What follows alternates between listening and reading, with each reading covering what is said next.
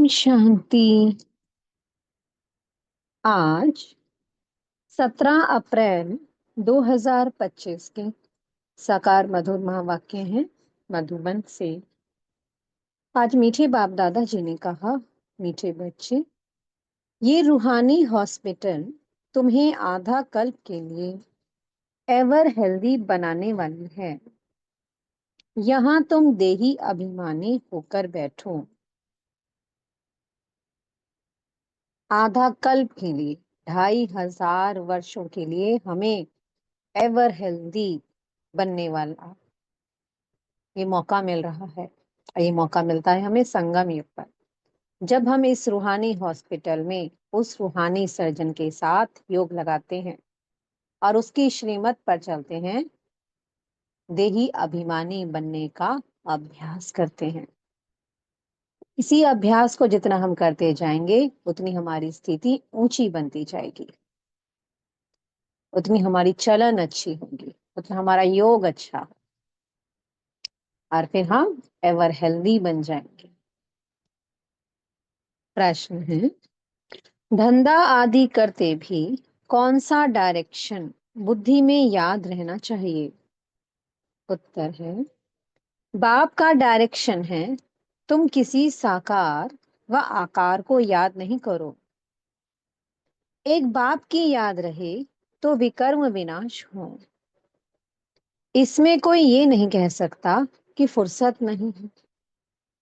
सब कुछ करते भी याद में रह सकते हो।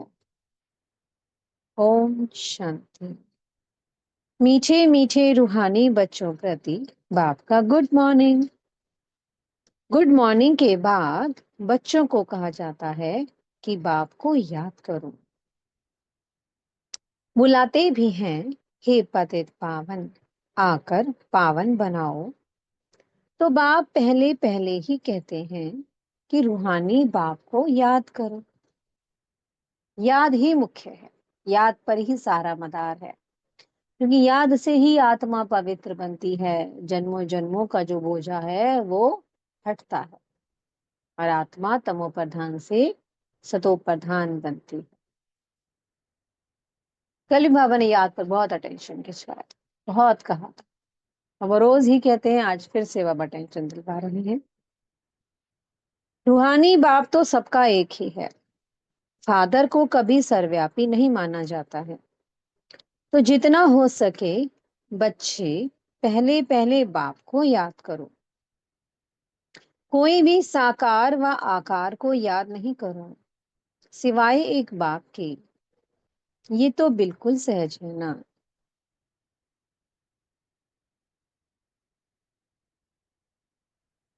मनुष्य कहते हैं कि हम बिजी रहते हैं, फुर्सत नहीं है, परंतु इसमें तो फुर्सत सदैव है। बाप युक्ति बतलाते हैं। ये भी जानते हो कि बाप को याद करने से ही हमारे पाप भस्म होंगे।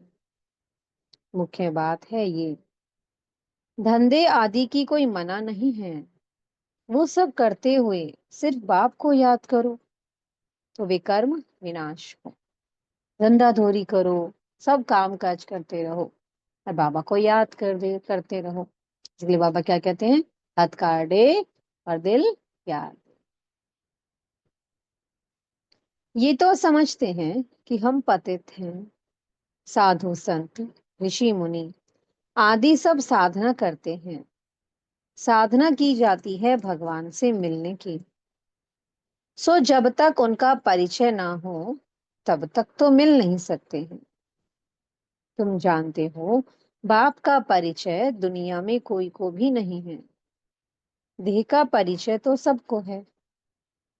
बड़ी चीज का परिचय झट हो जाता है। आत्मा का परिचय तो जब बाप आए तब समझाए। आत्मा और शरीर दो चीजें हैं। आत्मा एक स्टार है और बहुत सूक्ष्म है। उनको कोई देख नहीं सकते हैं। तो यहाँ जब आकर बैठते हैं तो देही अभिमानी होकर बैठना है। ये भी एक हॉस्पिटल है ना, आधा कल्प के लिए एवर हेल्दी होने की। आत्मा तो है अविनाशी, कभी विनाश नहीं होती है। आत्मा का ही सारा पाठ है। आत्मा कहती है, मैं कभी विनाश को नहीं पाती हूँ। इतनी सब आत्माएं अविनाशी हैं। शरीर है विनाशी। अब तुम्हारी बुद्धि में ये बैठा हुआ है कि हम आत्मा अविनाशी हैं। हम 84 जन्म लेते हैं। ये ड्रामा है। इसमें धर्म स्थापक कौन कौन कब आते हैं, कितने जन्म लेते होंगे, ये तो जरूर जानते हो। 84 जन्म जो गाए जाते हैं जरूर किसी एक धर्म के होंगे। सभी के तो हो ना सके। सब धर्म इकट्ठे तो आते नहीं हैं। हम दूसरों का हिसाब क्यों बैठ निकालें। जानते हैं कि फलाने फलाने समय पर धर्म स्थापन करने आते हैं, उसकी फिर वृद्धि होती है। सब सतो प्रधान से तमो प्रधान तो होने ही है। दुनिया जब तमो प्रधान होती है तब फिर बाप आकर सतो प्रधान सतयुग बनाते हैं। अभी तुम बच्चे जानते हो। हम भारतवासी ही फिर नई दुनिया में आकर राज्य करेंगे और कोई धर्म नहीं होगा। तुम बच्चों में भी जिनको उच्च मर्तबा लेना है वो जास्ती याद में रहने का पुरुषार्थ करते हैं और समाचार भी लिखते हैं कि बाबा हम इतना समय याद में रहता हूँ। कई तो पूरा समाचार लज्जा के मारे देते नहीं हैं। समझते हैं कि बाबा क्या कहेंगे, परंतु मालूम तो पड़ता है ना। स्कूल में टीचर स्टूडेंट्स को कहेंगे ना कि तुम अगर पढ़ेंगे नहीं तो फेल हो जाएंगे। लौकिक माँ बाप भी बच्चे की पढ़ाई से समझ जाते हैं ये तो बहुत बड़ा स्कूल है, यहाँ तो नंबरवार बिठाया नहीं जाता है, बुद्धि से समझा जाता है। नंबरवार तो होते ही है ना। अब बाबा अच्छे अच्छे बच्चों को कहाँ भेज देते हैं। वो फिर चले जाते हैं तो दूसरे लिखते हैं कि हमको महारथी चाहिए।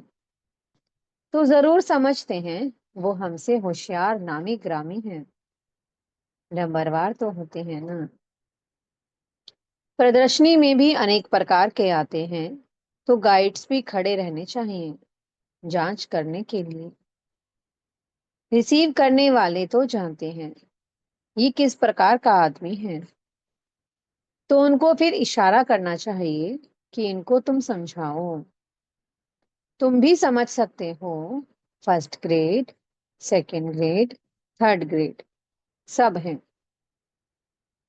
वहां तो सबकी सर्विस करनी ही है। कोई बड़ा आदमी है तो जरूर बड़े आदमी की खातिरी तो सब करते ही हैं। ये कायदा है। बाप अथवा टीचर बच्चों की क्लास में महिमा करते हैं, ये भी सबसे बड़ी खातिरी है। नाम निकालने वाले बच्चों की महिमा अथवा खातिरी की जाती है। ये फलाना धनवान है, रिलीजियस माइंडेड है, ये भी खातिरी है ना। अब तुम ये जानते हो कि ऊंच ते ऊंच भगवान है, कहते भी हैं कि बरोबर ऊंच ते ऊंच है, परंतु फिर बोलो उनकी बायोग्राफी बताओ तो कह देंगे सर्वव्यापी है। बस एकदम नीचे कर देते हैं। अब तुम समझा सकते हो कि सबसे ऊंच ते ऊंच है भगवान। वो है मूल वतन वासी। सूक्ष्म वतन में है देवताएं, यहाँ रहते हैं मनुष्य। तो ऊंच ते ऊंच भगवान वो निराकार ठहरा। अभी तुम जानते हो हम जो हीरे मिसल थे सो फिर कौड़ी मिसल बन पड़े हैं। फिर भगवान को अपने से भी जास्ती नीचे ले गए हैं, पहचानते ही नहीं हैं। तुम भारतवासियों को ही पहचान मिलती है, फिर पहचान कम हो जाती है। अभी तुम बाप की पहचान सबको देते जाते हो। ढेरों को बाप की पहचान मिलेगी। तुम्हारा मुख्य चित्र है ही ये त्रिमूर्ति, गोला और छाड़ का। इनमें कितनी रोशनी है। ये तो कोई भी कहेंगे कि ये लक्ष्मी नारायण सतयुग के मालिक थे। अच्छा, सतयुग के आगे क्या था, ये भी अभी तुम जानते हो। अभी है कलयुग का अंत, और है भी प्रजा का प्रजा पर राज्य। अभी राजाई तो है नहीं, कितना फर्क है। सतयुग के आदि में राजाएं थे, और अभी कलयुग में भी राजाएं हैं। भल कोई वो पावन नहीं है, परंतु कोई पैसा देकर भी टाइटल ले लेते हैं। देखते हैं ना, कईयों को बहुत बहुत टाइटल मिल जाते हैं, कईयों को राव साहब का, कोई किसी चीज का टाइटल ले लेता है। अब महाराजा तो कोई है नहीं, टाइटल खरीद कर लेते हैं। जैसे पटियाला का महाराजा, जोधपुर बीकानेर का महाराजा, ऐसे ऐसे नाम ले लेते हैं ना। नाम तो लेते हैं ना, ये नाम अविनाशी चला आता है। पहले पवित्र महाराजाएं थे, और अभी हैं अपवित्र। राजा, महाराजा अक्षर चला आता है। इन लक्ष्मी नारायण के लिए कहेंगे कि ये सतयुग के मालिक थे। किसने राज्य लिया, अभी तुम जानते हो। राजाई की स्थापना कैसे होती है। बाप कहते हैं, मैं तुमको अभी पढ़ाता हूँ, 21 जन्मों के लिए। वह तो पढ़कर इसी जन्म में ही बैरिस्टर आदि बनते हैं। तुम अभी पढ़कर भविष्य महाराजा महारानी बनते हो। ड्रामा प्लान अनुसार नई दुनिया की स्थापना हो रही है। अभी है पुरानी दुनिया। भल कितने भी अच्छे अच्छे बड़े महल हैं, परंतु हीरे जवाहरातों के महल तो बनाने की कोई में ताकत नहीं है। सतयुग में ये सब हीरे जवाहरातों के महल बनाते हैं ना, बनाने में कोई देरी थोड़ी लगती है। यहाँ भी अर्थक्वेक आदि होती है तो बहुत कारीगर लगा देते हैं, 1-2 वर्ष में सारा शहर खड़ा कर देते हैं। नई दिल्ली बनाने में करके 8-10 वर्ष लगे, परंतु यहाँ के लेबर और वहां के लेबर्स में तो फर्क रहता है ना। यहाँ तो नई दिल्ली बनाने में 8-10 वर्ष लगते हैं, कि जब सतयुग की स्थापना होती है, जब महल बनते हैं तो झटपट बन जाते हैं, बहुत कम समय में होते हैं। अब मैंने कहा यहाँ की लेबर्स में और वहां की लेबर्स में बहुत फर्क है। मकान बनाने, बाबा ने कहा आगे, आजकल तो नई नई इन्वेंशंस भी निकालते रहते हैं। मकान बनाने की साइंस का भी जोर है। सब कुछ तैयार मिलता है, झट फ्लैट तैयार, परंतु जल्दी जल्दी बनते हैं तो वो सब वहां काम में तो आते हैं ना। ये सब साथ चलने हैं। संस्कार तो रहते हैं ना, जो फटफट काम होता है, संस्कार ले जाएंगी आत्माएं सारी। ये साइंस के संस्कार भी चलेंगे। तो अब बाप बच्चों को समझाते रहते हैं, पावन बनना है तो बाप को याद करो। बाप भी गुड मॉर्निंग कर फिर शिक्षा देते हैं। बच्चे, बाप की याद में बैठे हो, चलते फिरते बाप को याद करो, क्योंकि जन्म जन्मांतर का सर पर बोझा है। सीढ़ी उतरते उतरते 84 जन्म लेते हैं। अब फिर एक जन्म में चढ़ती कला होती है, तो नीचे उतरे हम 83 जन्मों, और लास्ट इस 84वें जन्म में हमारी चढ़ती कला होती है। भगवान की संतान जो बनते हैं, जितना बाप को याद करते रहेंगे उतना खुशी भी होगी, ताकत भी मिलेगी। बहुत बच्चे हैं जिनको आगे नंबर में रखा जाता है, परंतु याद में बिल्कुल रहते नहीं हैं।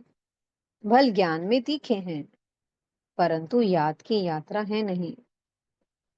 बाप तो बच्चों की महिमा करते हैं, ये भी नंबर वन में है। तो जरूर मेहनत भी करते होंगे ना। तुम हमेशा समझो कि शिव बाबा समझाते हैं, तो बुद्धि योग वहां लगा रहेगा। क्या समझना है? हमें कौन समझा रहा है? शिव बाबा समझा रहे हैं ब्रह्मा मुख के द्वारा। तो बुद्धि योग किसके साथ होगा फिर? शिव बाबा के साथ। ये भी सीखता तो होगा ना। फिर भी कहते हैं कि बाबा को याद करो। किसको भी समझाने के लिए चित्र हैं। भगवान कहा ही जाता है निराकार को। वो आकर शरीर धारण करते हैं। एक भगवान के बच्चे, सब आत्माएं भाई भाई हैं। अभी इस शरीर में विराजमान हैं। सभी अकाल मूरत हैं। ये अकाल मूरत का तख्त है। अकाल तख्त और कोई खास चीज नहीं है। ये तख्त है अकाल मूरत का। भ्रुकुटी के बीच में आत्मा विराजमान होती है। इसको कहा जाता है अकाल तख्त। अकाल तख्त अकाल मूरत का। आत्माएं सब अकाल हैं। कितनी अति सूक्ष्म हैं। बाप तो है निराकार। वो अपना तख्त कहां से लाए? बाप कहते हैं मेरा भी ये तख्त है। मैं आकर इस तख्त का लोन लेता हूँ। ब्रह्मा के साधारण बूढ़े तन में अकाल तख्त पर आकर बैठता हूँ। अभी तुम जान गए हो। सब आत्माओं का ये तख्त है। मनुष्यों की ही बात की जाती है। जानवरों की तो बात नहीं है। पहले जो मनुष्य जानवर से भी बदतर हो गए हैं, वो तो सुधरे। कोई जानवर की बात पूछे, बोलो पहले अपना तो सुधार करो। सतयुग में तो जानवर भी बड़े फर्स्ट क्लास होंगे। किचड़ा आदि कुछ भी नहीं होगा। किंग के महल में कबूतर आदि का किचड़ा हो तो दंड डाल दे। जरा भी किचड़ा नहीं। वहां बड़ी खबरदारी रहती है। पहरे पर रहते हैं। कभी कोई जानवर आदि अंदर घुस ना सके। बड़ी सफाई रहती है। लक्ष्मी नारायण के मंदिर में भी कितनी सफाई रहती है।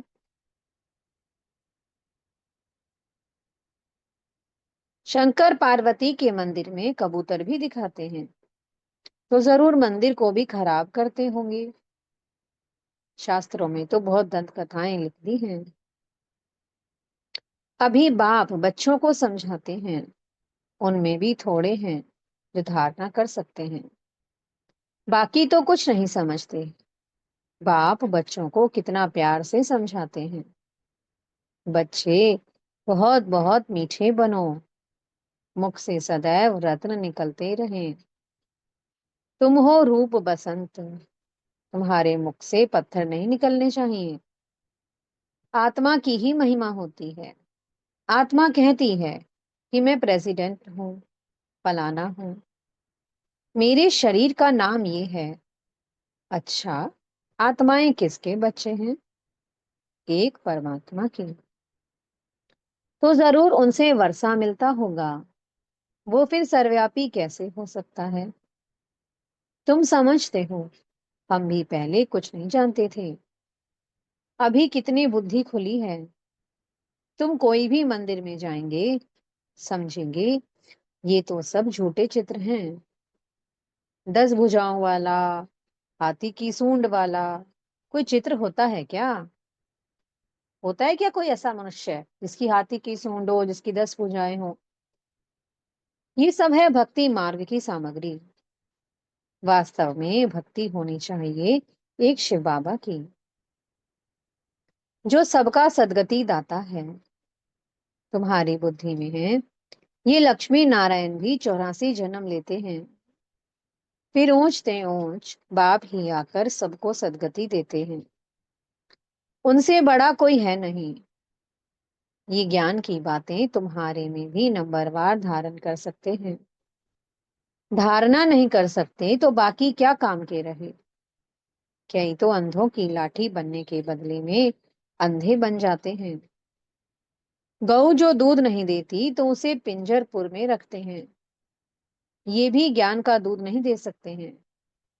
बहुत हैं जो कुछ पुरुषार्थ नहीं करते, समझते नहीं कि हम कुछ तो किसका कल्याण करें, अपनी तकदीर का ख्याल ही नहीं रहता है।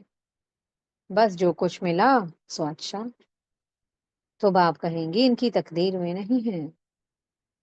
अपनी सदगति करने का पुरुषार्थ तो करना चाहिए। देही अभिमानी बनना है।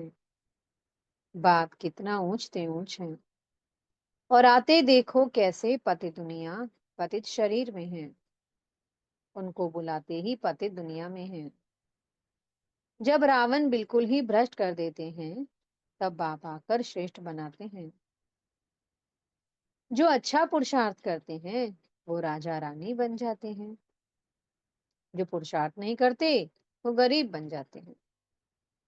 सतयुग में भी राजा रानी है, प्रजा है, साहूकार है, प्रजा की भी प्रजा है। तो जो जितना अच्छे से पढ़ाई को पढ़ता है वो उतना ऊंचा पद पाता है। जो कम पढ़ेगा तो उसका पद नीचा होता जाएगा।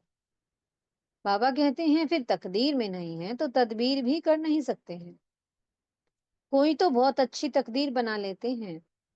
हर एक अपने को देख सकते हैं कि हम क्या सर्विस करते हैं। अच्छा, मीठे मीठे से लदे बच्चों प्रति माता पिता बाप दादा का याद प्यार और गुड मॉर्निंग। रूहानी बाप की रूहानी बच्चों को नमस्ते। हम रूहानी बच्चों की मीठे मीठे रूहानी बाप दादा जी को बहुत बहुत याद प्यार गुड मॉर्निंग और नमस्ते। धारणा के लिए मुख्य सार है। पहला पॉइंट, रूप बसंत बन मुख से सदैव रत्न निकालने हैं। बहुत बहुत मीठा बनना है।